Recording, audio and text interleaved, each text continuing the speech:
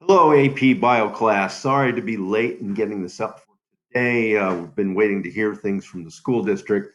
Have a little bit of information for you guys. I believe that we will not be having school next week. So we are meeting tomorrow. I'm meeting with some people to enable us to use distant education, and we'll be using the program Zoom along with the Google Class that you're already on. So that will take care of a lot of the issues that we may have, and we'll be able to meet together. That'll make me happy. We're going to take a little time out, short time out from evolution, and not really, because as we talk about the COVID-19 coronavirus, it really does change genetically. It just made a genetic change as it jumped from bats to humans. Okay, we call that any genetic change, change in the gene pool or genome. We call that evolution. So we're not talking about something where we're going from excuse me, one-celled organism to dinosaur, but we're talking about a virus which are technically not even alive, and the viruses then are mutating, changing genetically, and adapting to humans as the host. So we'll talk a little bit about that. Hey, let me go through just a couple of things here. I'm going to ask you guys to actually read through this PowerPoint. I want you to do the first 14 pages today.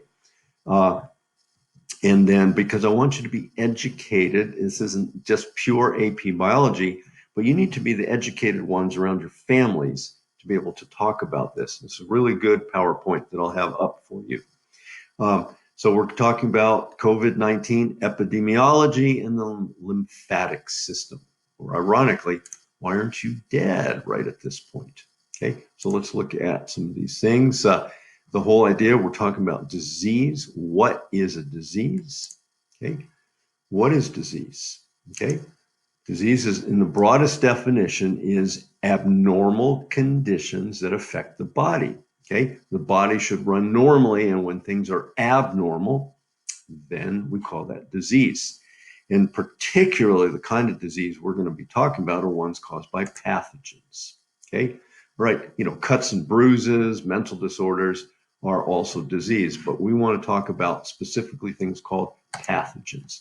So pathology is the study of disease, and a pathologist is studying disease. It's a person who's studying the disease. So any of the things that cause disease is being studied by a pathologist. Okay, so we're primarily going to talk about human diseases here. Okay, and then we're going to really focus on COVID-19 as we get through this. Okay, all right. So pathogen is any infectious biological agent that causes a disease. Usually we talk about three of those. Okay, we talk about fungus, we talk about bacteria, we talk about viruses. Okay, technically, viruses are not alive. Okay, and neither are prions. Okay, and there's a few other things that don't fit into the categories, but pretty much we're talking about these things right here.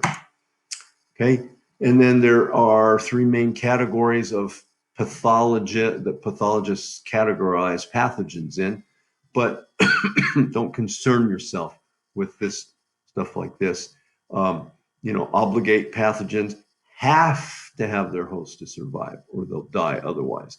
Opportunistic pathogens only cause disease in people that have a weaker immune systems, like normally the flu. And then accidental pathogens only infect hosts accidentally.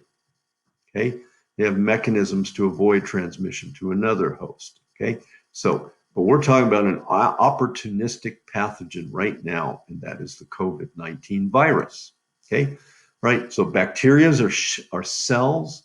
Okay, I'm going to ask you to go ahead and read through the rest of this on your own. I'll put it on Google Class. Okay, and I want you to go through slide 14. So I want you to read about bacteria. Okay, you've got these different shapes. Okay, then I want you to read through a little bit about fungus.